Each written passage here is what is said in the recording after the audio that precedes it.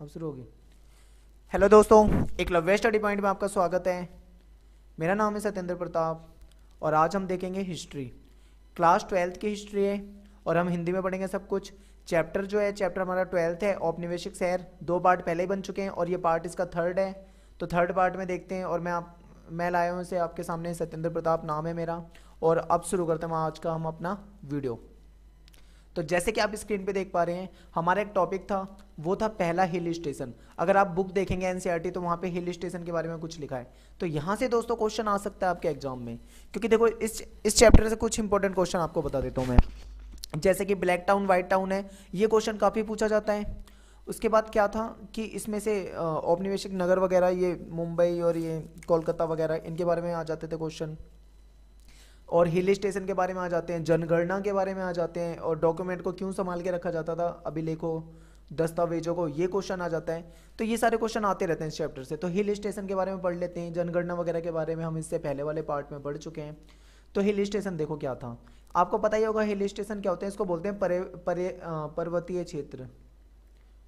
पर्वतीय क्षेत्र जो थे, जहाँ पे पर्वत वगैरह होते थे, पहाड़ वगैरह होते थे। तो हिल स्टेशनों की स्थापना और बसावट का संबंध भी क्या है, ये देखो संबंध में थोड़ी सी कटिंग हो गई थी, यहाँ पे मैं लिख देता हूँ काट के। संबंध, इनका जो संबंध है वो ब्रिटिश सेना की ज़रूरतों के अकॉर्डिंग है। कि ये जो हिल स्टेशन जो बनाए गए थे वो किसके अकॉर्डिंग बनाए गए थे, ब्रिटिश जो सेना थी, अंग्रेजों की जो सेना थी उसके अकॉर्डिंग बनाए गए थे। ठीक है। इसके बाद क्या है, जैसे कि आप देखो हिल स्टेशन आप हमेशा पढ़ते हो, शिमला, माउंट आबू भी काफ़ी फेमस है और दार्जिलिंग भी। शिमला जो है वो इसमें सबसे ज़्यादा प्रसिद्ध है। ठीक है। तो शिमला जो है वो हमारे देश में एक राजधानी भी है। और ये किस राज्य की राजधानी है ये आपको कमेंट बॉक्स में लिखना है। ठीक है। शिमला किसकी राजधानी है आपको ये बताना है। तो ये जो शिमला शहर था ये पर्वतीय क्षेत्र था जो जिसे हिल स्टेशन भी कहा जाता है। ठीक है। तो ये कब बसाया गया था ये थोड़ा सा याद रखना, 1815 और 1816 के दौरान गुरखा युद्ध हुआ था वहाँ पे। उसी दौरान अंग्रेजों ने क्या करा था, ये बसाया था। दूसरा माउंट आबू है। माउंट आबू है राजस्थान में। ठीक है। इसको राजस्थान का शिमला भी कहा जाता है। तो ये जो माउंट आबू है, ये जो पर्वतीय क्षेत्र है, यानी कि ये जो हिल स्टेशन है, ये कब बसाया गया था, ये बसाया गया था 1818 में। ये थोड़ा सा हमें याद रखना है। अंग्रेज मराठा युद्ध हुआ था उस दौरान क्या हुआ था, इसको बसाया गया था माउंट आबू को। इसके बाद है दार्जिलिंग। दार्जिलिंग कहाँ पे है ये आपको कमेंट बॉक्स में लिखना है। मैं आपको हिंट नहीं दूंगा, चलो आपको डायरेक्ट ढूंढना है दार्जिलिंग कहाँ पे है, कमेंट में लिखना है। 1835 में ये बना था। तो ये जो है ये हमारे क्या है, हिल स्टेशन है, यानी पर्वतीय क्षेत्र है। होता क्या था भाई, अंग्रेज जो थे वो ऐसी जगह से थे, यानी वो जो ब्रिटेन से थे। ब्रिटेन का जो वातावरण था वो काफ़ी ठंडा था। यानी वहाँ पे क्या होता था कि ब्रिटेन में काफ़ी ठंडी जलवायु है, और यहाँ पे भारत जो है ये एक ऐसा देश था यहाँ पे गर्मी काफ़ी थी। तो अंग्रेजों को क्या होता था कि गर्मियों में काफ़ी मतलब उनको समस्या आती थी, वो बीमार भी हो जाते थे। बीमारी यहाँ पे हैजा, मलेरिया जैसी बीमारियाँ फैलने का खतरा था। ठीक है। वो मतलब इस माहौल में रह पाना उनके लिए काफ़ी कठिन होता था। तो इसीलिए क्या करते थे, वो हिल स्टेशनों को ज़्यादा मतलब अच्छा मानते थे। तो फौजियों को ठहराने के लिए उन और चौकसी के लिए, जहाँ से वो चौकीदारी कर सकते हैं, और दुश्मन पर हमला बोलने के लिए, इसलिए जो था ये महत्वपूर्ण स्थान था। और अंग्रेज जो थे वो हिल स्टेशन जैसे ठंडे इलाकों में अच्छे से रह पाते थे, क्योंकि वो जो उनको आदत थी ठंडी जलवायु में रहने की। गर्मी में क्या होता था, हैजा मलेरिया जैसी बीमारियां थी, इनकी आशंका बढ़ जाती थी। ऐसे में क्या होता था, अपने आप को बचाने के लिए वो हिल स्टेशनों की तरफ आ जाते थे। यहाँ सैनिक जो थे वो विश्राम करते थे। यहाँ पे उनके लिए क्या था, सैनिटेरियम, यहाँ पे इनके लिए ये लगा लो आप कि यहाँ पे इलाज की भी व्यवस्था थी। यानी अगर सैनिकों को कुछ बीमारी हो जाती है, चोट लग जाती है, कोई समस्या आ जाती है, तो उनका इलाज भी यहाँ पे हिल स्टेशनों पे आसानी से हो जाता था। सारी सुविधाएं थी, क्योंकि भाई जो ब्रिटिश थे वो अपनी सेना का बहुत ध्यान रखते थे। वायसराय जो थे, वायसराय क्या करते थे, अक्सर गर्मियों में आके हिल स्टेशनों में बस जाते थे। ठीक है। क्यों, क्योंकि हिल स्टेशन जो था यहाँ का माहौल ठंडा होता था, मौसम ठंडा था, सब कुछ अच्छा था यहाँ पे। और तो इसीलिए वो यहाँ पे आके बसते थे। रेलवे के आने से क्या हुआ था, हिल स्टेशन लोगों की पहुंच में आ गया। जब रेलवे आ गई हमारे देश में, रेल आ गई, उसके बाद ये जो हिल स्टेशन थे ये अब आम लोगों की पहुंच में भी आ गए, क्योंकि भाई आम लोग आसानी से बार बार यहाँ नहीं पहुंच सकते थे, लेकिन रेलवे के आने के बाद वो पहुंच सकते हैं यहाँ पे। तो अब क्या होते थे, यहाँ पे अक्सर लोगों का आना जाना लगा रहता था। वो क्या होते थे, सैर सपाटे के लिए, यहाँ पे घूमने की के लिए यहाँ पे आते थे। आगे देखो, इसके बाद है ये अगला जो हमारा टॉपिक है वो ये है, ध्यान से देखो, नए शहरों में सामाजिक जीवन। ये भी आपकी बुक में अच्छे से आपको लिखा हुआ है, वहाँ से आपने पहले भी पढ़ा होगा, तो मैं आपको समझा देता हूँ क्या था। कि इसमें ये पूछा गया कि जो शहर थे ना, नए नए शहर बन रहे थे, वहाँ पे लाइफ कैसी थी, जीवन कैसा था, सामाजिक जीवन वहाँ पे कैसा था, हमको ये बताना है। तो वहाँ की जो लाइफ थी, आपको पता ही है कि शहरों की जो ज़िंदगी होती है ना, वो काफ़ी भाग दौड़ वाली होती है, काफ़ी भाग दौड़ होती है, यहाँ पे भीड़ भाड़ वाली ज़िंदगी होती है। यहाँ पे क्या था कि यहाँ पे बहुत ज़्यादा गरीबी भी दिख जाती थी हमें, और यहाँ पे बहुत ज़्यादा संपन्नता भी दिख जाती थी। यानी कि यहाँ पे बहुत गरीबी और बहुत संपन्नता दोनों एक साथ देखने को मिल जाती थी। कि कुछ ऐसे लोग भी मिल जाएंगे जो कि बहुत ज़्यादा गरीब हैं, कुछ ऐसे लोग भी मिल जाएंगे जो काफ़ी ज़्यादा संपन्न हैं, यानी कि बहुत अच्छी फैमिली से हैं, काफ़ी पैसे वाले हैं, इस तरीके से।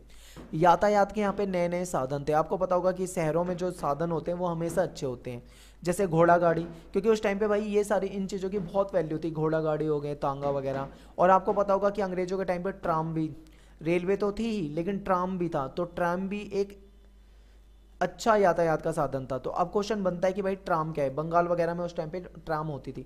तो आपने देखा होगा कि अक्सर फिल्मों में हम देखते हैं कि इस तरीके से सड़कों पे ट्रैक बिछा होता है, यानी पटरी होती है, लेकिन ये उस तरह की पटरियाँ नहीं होती रेलवे की तरह कि अलग बिछाई जाए, ये सड़कों पर ही होती है, और इन पे कुछ 2-3 डब्बों की ट्राम चलाई जाती है जो देखने में रेल जैसी ही होती है, ठीक है, वो इस पे आती है। और उसके बाद क्या होता है, इस पे गाड़ियाँ भी ले जा सकते हैं, क्रॉस कर सकते हैं। बिल्कुल छोटा सा होता है यहाँ पे निशान, बिल्कुल रोड के लेवल के बराबर होता है, वो ट्राम होता है। हमारे देश में तो अब चलो इसका चलन इतना नहीं है, लेकिन जो दुनिया के बहुत सारे डेवलप देश हैं वहाँ पे आज भी ट्राम को बहुत अच्छे से यूज़ किया जाता है, ठीक है। तो ये भी था। अब लोग क्या करते थे, शहर के केंद्र से दूर भी बस सकते थे। हाँ, कि जो यहाँ पे एक नई चीज़ की शुरुआत ये भी थी कि लोग क्या करते थे, अपने घरों से जाते थे, मान लो ये इनका घर है, घर से जाते थे काम करने के लिए किसी जगह पर। तो अब ये क्या थे, शहरों में होते थे रोजगार, शहरों में काम था, तो लोग शहर से दूर भी बच सकते थे। दूर कैसे बच सकते थे, वो ट्राम के जरिए काम करने जा सकते हैं, रेल के जरिए जा सकते हैं, या फिर उनको और भी साधन है, इस तरीके से वो जा सकते थे। अब लोग शहर के केंद्र से दूर भी बच सकते थे। टाउन हॉल, पार्क, सार्वजनिक पार्क, सिनेमा हॉल, ये सारी चीज़ें जो थी अंग्रेजों के द्वारा लाई गई थी। शहरों में नए सामाजिक समूह बनकर उभरे, बहुत सारे नए वर्ग आ गए, ठीक है, शहरों में। जैसे कि कई तरह के लोग आने लगे थे, इसमें हो जाएगा क्लर्क, क्लर्क हो गए, टीचर हो गए, वकील हो गए, डॉक्टर हो गए, इंजीनियर हो गए, ये सभी क्या होते थे, शहरों में आ जाते थे। और शहरों में औरतों के लिए बहुत अवसर थे, यानी मौके थे औरतों के लिए बहुत सारे। कैसे मौके थे, तो इसका कुछ उदाहरण दिखाता हूँ मैं आपको, आगे देखोगे। औरतें जो थी वो पत्र पत्रिकाओं, यानी पत्र पत्रिकाएं, आत्मकथाएं, पुस्तक आदि लिखती थी। इनको लिखकर वो अपने विचारों को क्या करती थी, अभिव्यक्त करती थी। यानी औरतों को मौके थे कि वो राइटिंग कर सकते हैं, लिख सकती हैं, पत्र पत्रिकाओं के द्वारा, आत्मकथाओं के द्वारा, पुस्तकों के द्वारा अपने आप को अभिव्यक्त कर सकती थी। ये मौके थे औरतों के लिए। लेकिन जो रूढ़िवादी व्यक्ति थे, क्वेश्चन आता है कि रूढ़िवादी कौन है। रूढ़िवादी जो वर्ड होता है वो किसके लिए यूज़ किया जाता है, ये ऐसे लोगों के लिए यूज़ किया जाता है जो पुराने लोग होते हैं, यानी जिनके पुराने विचार होते हैं।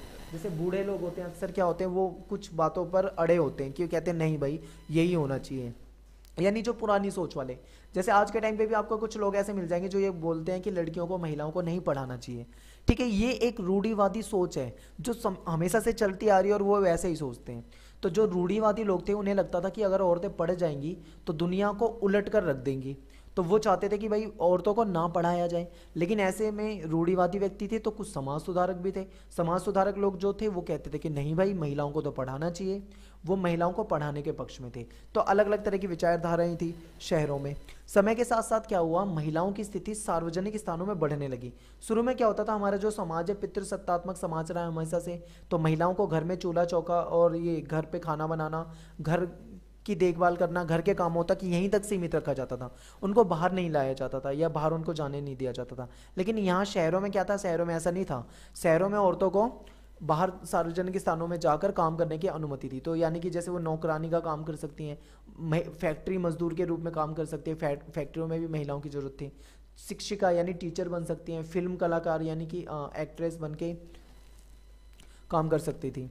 मेहनत कश जो गरीब लोग थे, जो मतलब मेहनती लोग थे और गरीब थे और कामगार मतलब जो मजदूर वगैरह थे, उनका एक नया वर्ग उभरा। ये लोग क्या हो गए, गाँव से शहरों की तरफ में आने लगे। क्यों आने लगे? ये आने लगे रोजगार की तलाश में, क्योंकि शहरों में इनको रोजगार मिलता था। लेकिन शहर की जो ज़िंदगी थी वो एक ऐसी ज़िंदगी थी जो इनको अपनी तरफ अट्रैक्ट करती थी, यानी आकर्षित करती थी। शहर की जो लाइफ होती थी वो एक संघर्ष भरी जिंदगी होती थी, यानी बहुत संघर्ष था। यहाँ पे खाना महंगा था, ठीक है, ये सारी चीज़ें थी। यहाँ पे रहन सहन महंगा था। तो आप देखो, यहाँ पे खाना महंगा था, यहाँ पे रिहाइश भी महंगी थी, यानी यहाँ पे रहना भी महंगा होता था। यहाँ पे रहना महंगा महंगा था, ठीक है। यहाँ पे साधन थे तो, लेकिन यहाँ पे पैसा भी ज़्यादा लगता था, लेकिन लोग क्या करते थे, फिर भी यहाँ पे रहते थे। तो ये मैंने कम ही लिया है, ज़्यादा नहीं लिया। अगले जो अगला पार्ट आएगा उसमें ज़्यादातर क्वेश्चन कवर करूँगा मैं।